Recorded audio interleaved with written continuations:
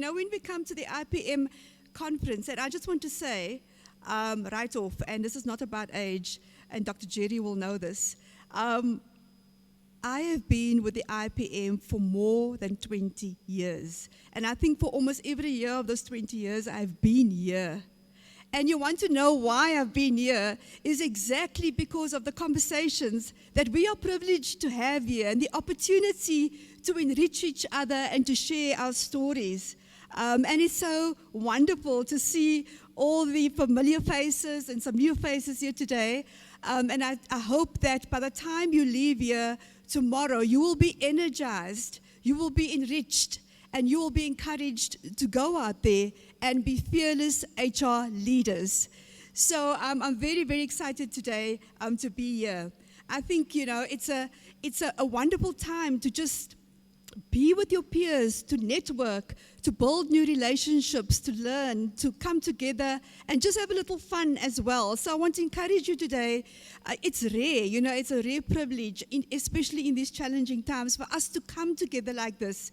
And this once a year of coming together at this IPM convention, you must walk away with something in your hand that you say, I'm going to do differently when I leave here tomorrow afternoon. So I want to encourage you to reflect and to think about what that will be so that you can go out and make that difference.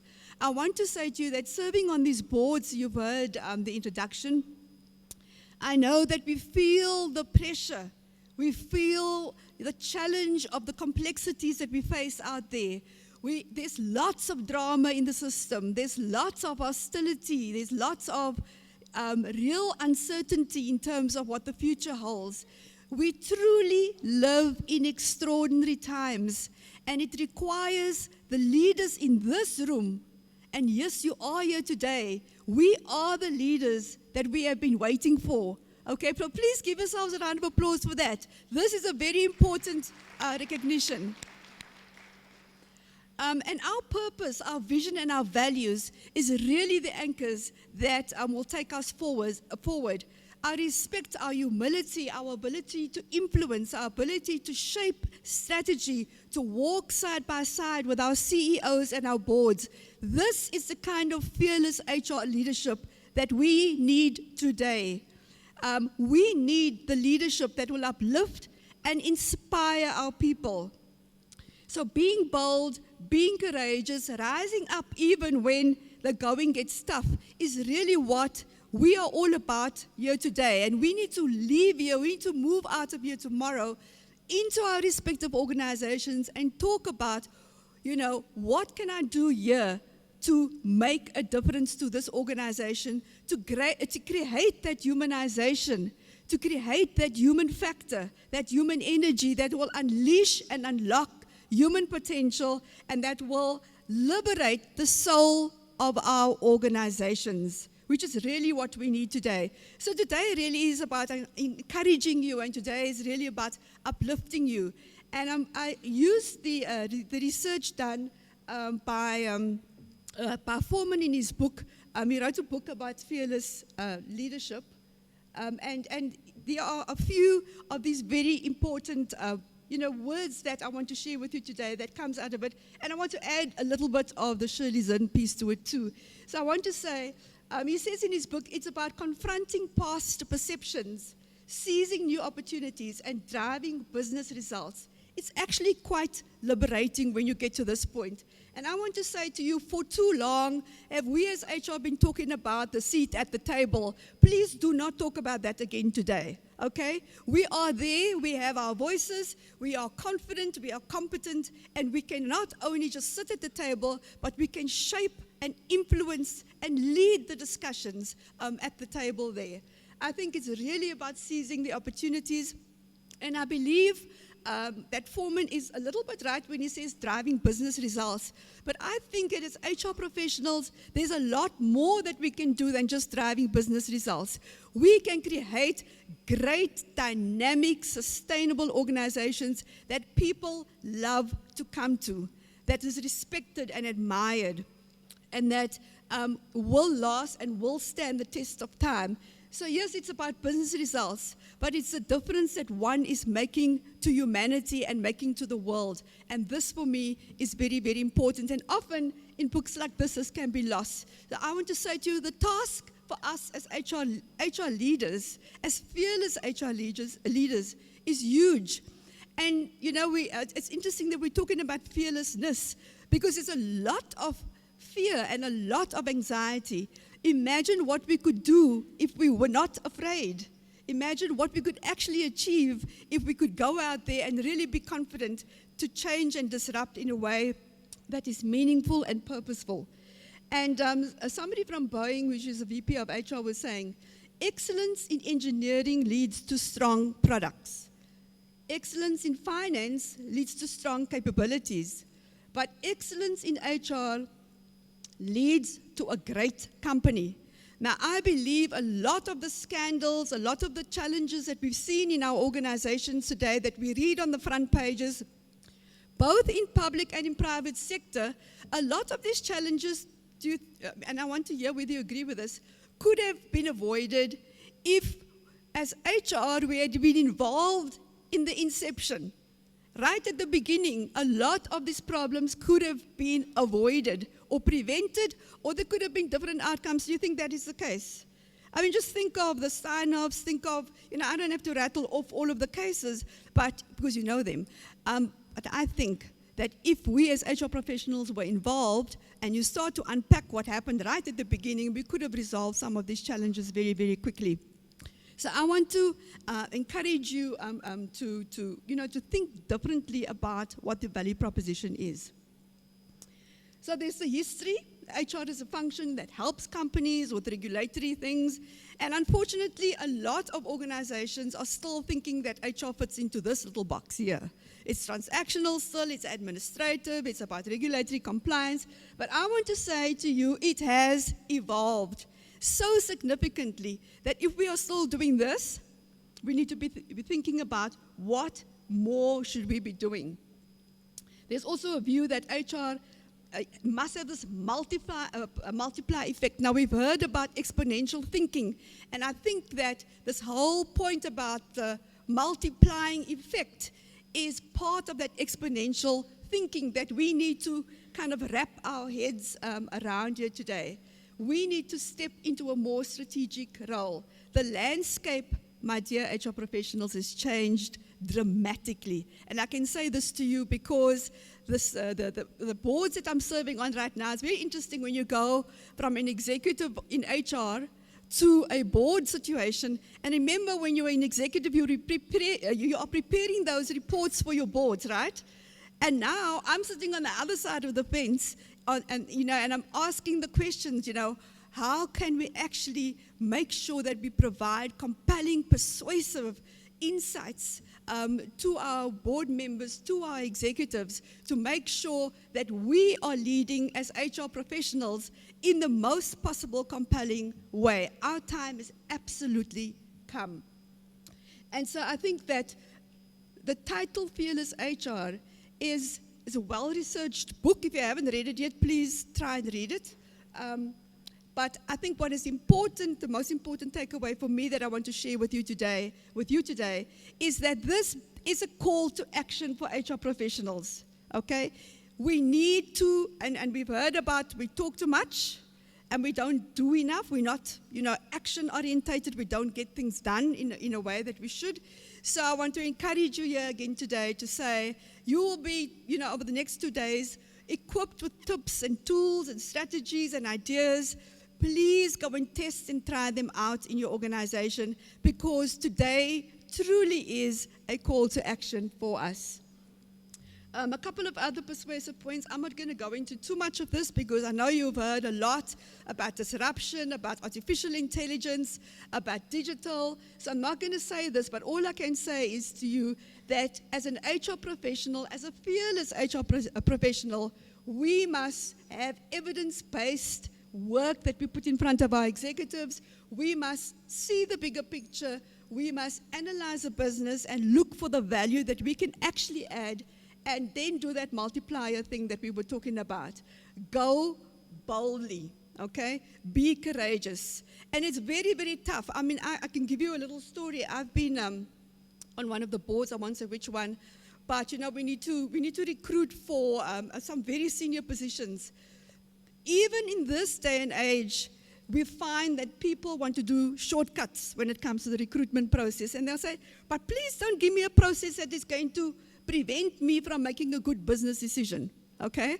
And then we want to find a shortcut around so we don't have to do the interviews and the question is, in these days, we need to make sure, absolutely sure, that our governance works, especially governance around recruitment process.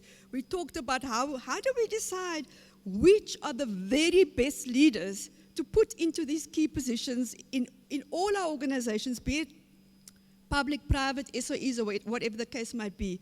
We see how many CEO positions there are. Maybe there should be a little bit of an exam here today to say, how many CEO positions are there in South Africa today? Listed companies and public companies. Does anybody know the answer to that question?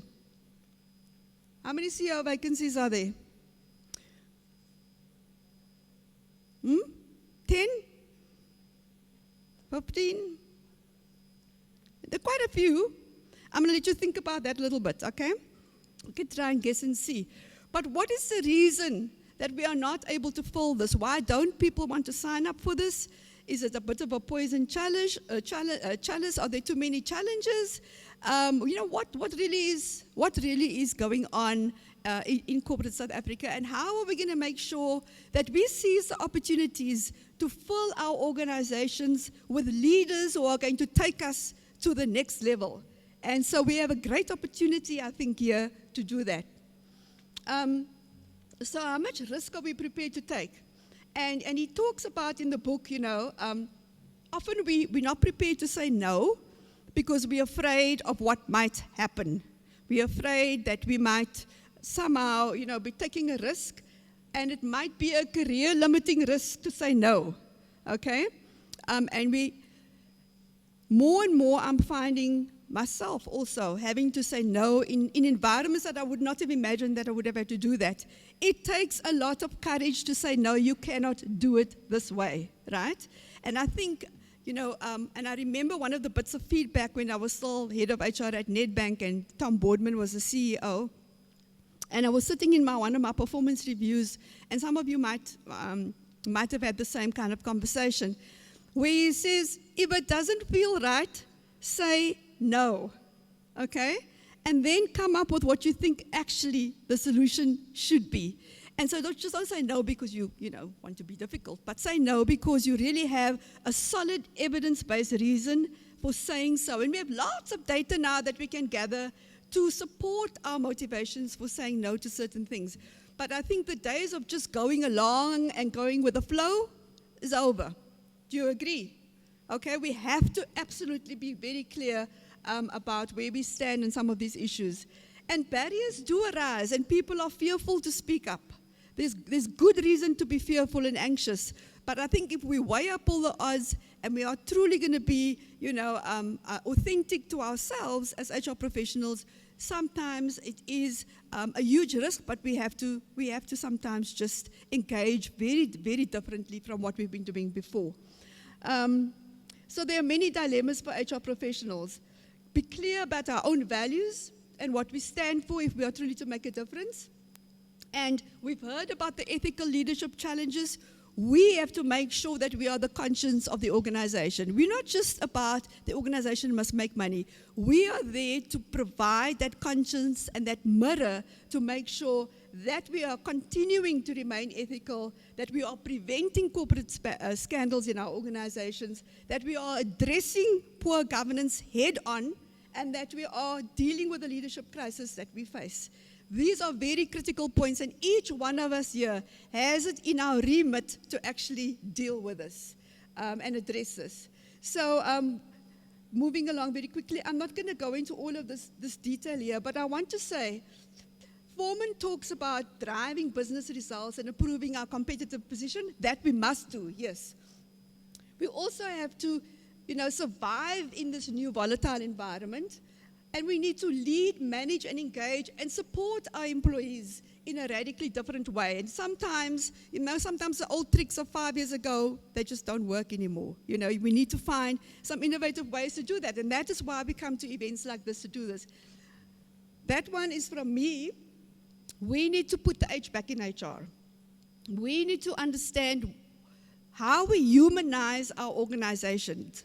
I think that many of our organizations have started to dehumanize, if you like. We become process-driven, we become numbers-driven, and we forget that we are dealing with human beings who are impacted by what is going on in the world around them, and that we need to create organizations that have a compassionate culture, that are empathetic, that truly care about human beings. And that is a big task that we have to perform, especially now when people are vulnerable and challenged in the way that they are. And so in a Forbes article, they say fear is not necessarily your enemy. It is what you do when you are confronted by fears. And I know that many of you lie awake in your bed at night and worry about what will happen in the situation tomorrow. So what I want to say to you as HR professionals, who looks after the HR professional? Who do you go to yourselves when you need some TLC? Hey? Where do we go? There are not too many people we can actually talk to, right? Because we hold so many secrets and so many confidentialities. We ourselves, we have nowhere that we can actually go to. So we have to speak, in couch terms, and we have to give scenarios without mentioning names and places. And we have to hope that some colleague somewhere is going to understand what it is that we are trying to say. But we need to find mentors, we need to find coaches, we need to find support networks that will be able to just hear us, to just listen to us, to just care about us as HR professionals. I want to say to you as well, we need to take care of ourselves every day. We need to nurture ourselves every day. And you need to find out what it is that you can best do, because taking care of your own soul and your personal self, today, this is a message I want to give you. If you forget everything, we need to take care of ourselves as HR professionals. And we need to be mindful of how we are feeling and what's going on in our hearts and our minds and our souls. Because it is very, very tough out there. Can you promise me that you will do that? Please reflect on it when you go to bed this evening. What is it that you are doing to take care of yourself, right? Because we need you to be energetic, to be dynamic, to be vibrant, and most of all, to be healthy. So I want to urge you and challenge you to take care of your health, take care of yourselves. Okay, moving along, I've talked about leading, shaping, and influencing, and I think this is very, very important. This is what we have to do. We need to lead the discussions. We need to stand next to our CEOs. They should not be making decisions without having consulted us or having, engaged with us in some way, shape, or form first. I think that HR has grown, and this is what he's saying in the book. We have grown double-digit as a profession. We have there's a lot of positive publicity about HR, unlike before. So I think, yes, there were lots of things, and somebody said it earlier, where HR is just not seen to be the function that, business sees high up on its priority. Somebody said at another conference that, HR is still trying to find its way. And I want to say to you, no, I think we have landed in the right spot today where we can actually make that difference. So we must stop thinking about the past and about the legacy of our profession. We are the profession that now is at the forefront of the conversations that we are having in our country. And I can only tell you that because at the board level, you can see now, and even at the remuneration and social and ethics committees at board level, a lot of the issues around people are taking up the time on the agenda if you look at what is on the agenda. So HR professionals, we are on the agenda. Let us speak our truth in those opportunities that we find. Let us shape and influence the outcomes of those conversations. and let us be bold and courageous as we do that. So he said something about getting a seat at the table is a poor and insufficient aspiration for HR. It's about speaking with conviction and boldness so that we can flourish and strengthen our organization. So being more strategic is about mindset, action, and enablers. And I think that we must change our own mindset. When somebody earlier spoke, one of the speakers spoke about victim, this victim mentality that we sometimes have. We must snap out of that and take our rightful place. And I think the important point I want to make here is that, a lot of us have done various degrees and diplomas and qualifications in HR. The world has moved on. It doesn't mean we must do any more degrees. I think we must just continue to learn so that we can stay on top of our game. And continuous learning is opportunities and forums like this, where we come and we share with each other, and where we walk away with some new, refreshed ideas. So it's a really important thing to do in the next 24 hours, if you haven't started to do it yet, is to spend time, share with each other, connect, build relationships so that you can continue to connect beyond this event here today. And I'm sure IPM will provide further support for you moving forward. But we have to continue to learn in order to stay on top of our game as HR professionals. And the best way to actually learn at this level is to learn also from each other. It's one of the most powerful ways to do it. The purpose, I think, a lot of organizations are beginning to talk about purpose. What is our purpose as the HR profession? And what difference can we make? And we're not talking just purpose. We're talking about higher purpose. We're talking about difference to humankind that we want to make. And so this is about unleashing that potential. It's a higher calling. It's not just about the job that you do every day. How do we unleash that hidden potential, that hidden magic in people that often stays locked up because of fear and anxiety? So I want us to shine and to show that, to unleash that magic within ourselves as well, and help to unleash that magic in others. And it's a very privileged position to be in, to be able to do that.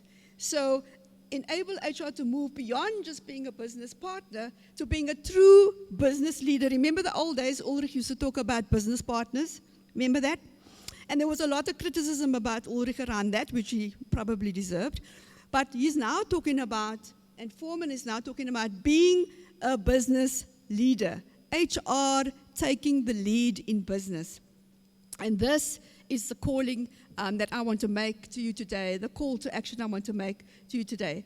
So fearless HR themes, these are some of the themes: being business-focused, data-driven, evidence-based, strategically orientated, and execution-driven, getting the thing done, okay? And building our own capacity. We need to develop all the time. And so I want to encourage you to continue to stay on top of your game and learn. And this is why we are here today. This is a fantastic opportunity to do this. And as I finish, I want to say, we have a greater purpose here. We have to live our lives in the first place, right? With meaning and purpose every day. We need to know why we get up. We need to know why we're in the profession that we are. And once we know that, we know what our purpose is and how to align everything that we do to it. So really unleashing, it's a noble, a powerful purpose, unleashing potential in people. Imagine a world where people's potential has been unleashed, and you played a small role in that. It is such a fulfilling opportunity in life to have. And so, as somebody was saying earlier as well, as HR professionals who are fearless, we don't want to bully, brag, or flaunt our positions. And be arrogant. That is not what it's about. Can I see how many Standard Bank people are here? Just can you put up your hands if you're from Standard Bank? Thank you. There's one value in Standard Bank that I recall from my days in Standard Bank, and it said, "God against arrogance." Do you remember this one? Do you remember this value? God against arrogance is very, very important. And it takes a lot to be humble in certain situations. And humble doesn't mean that you have to be a doormat to be walked across.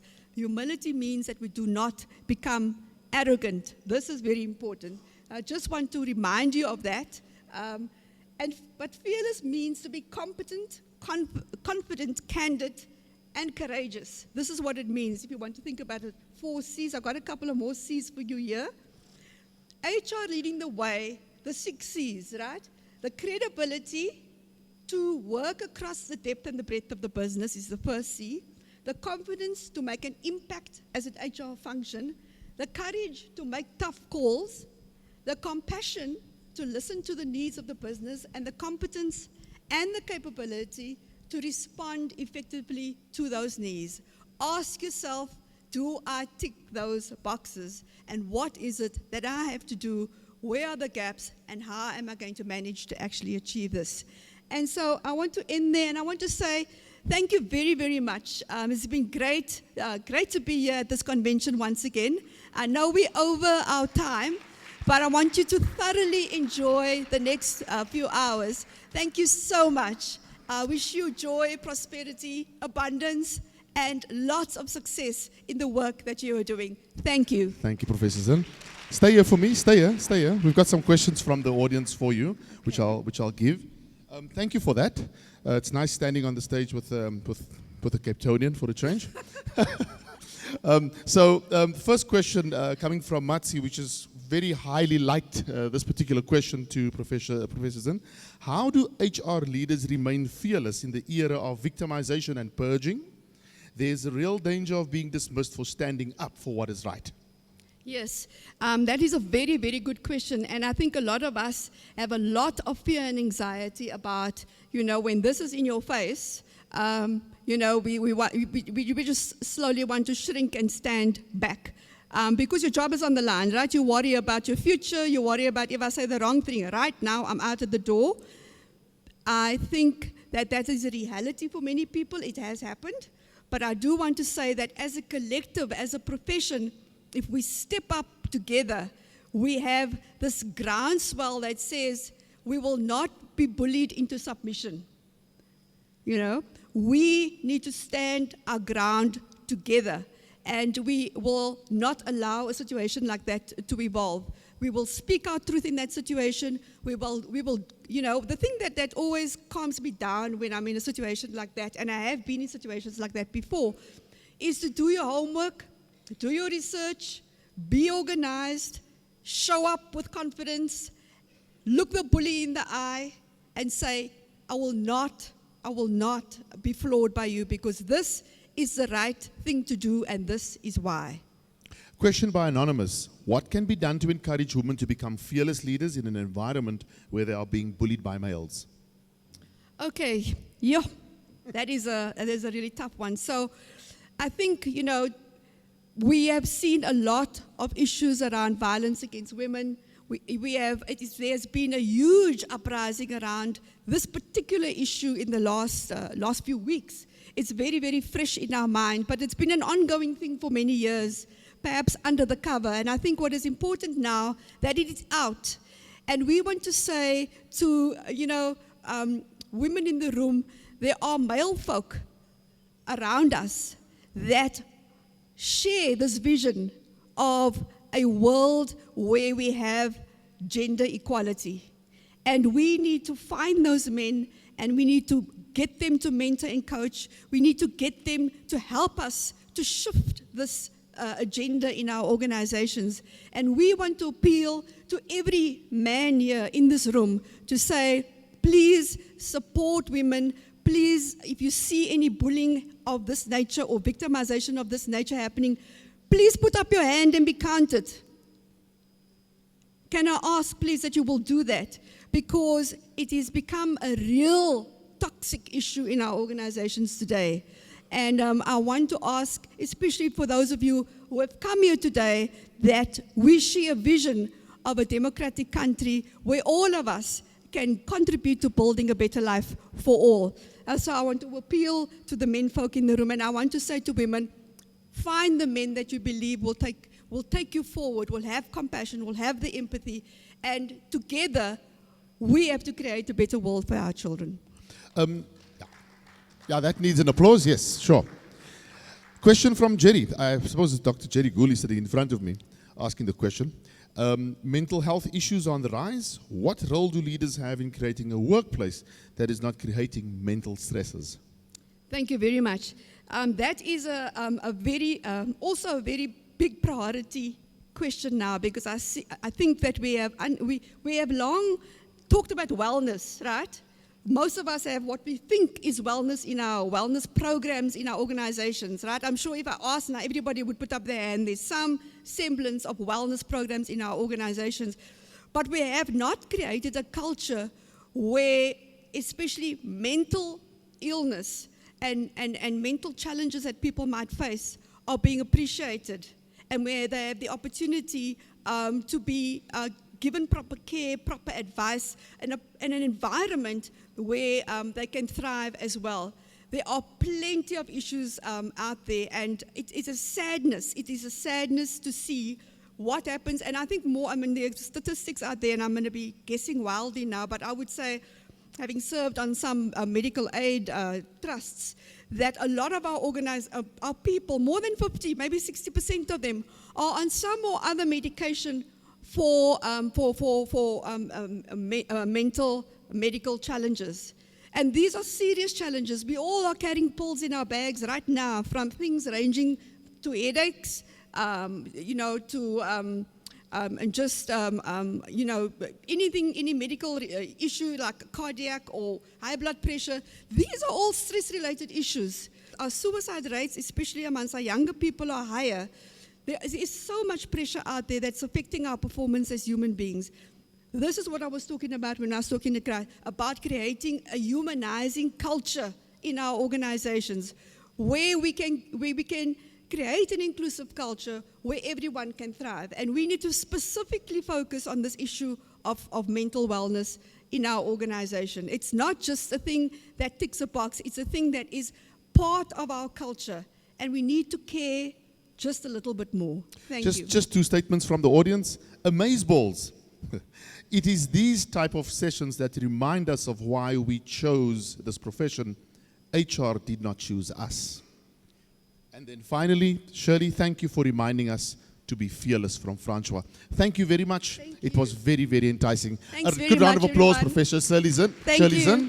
And then from IPM Board and Management, a gift to you to take home to Cape Town. You must enjoy. Thank you so much.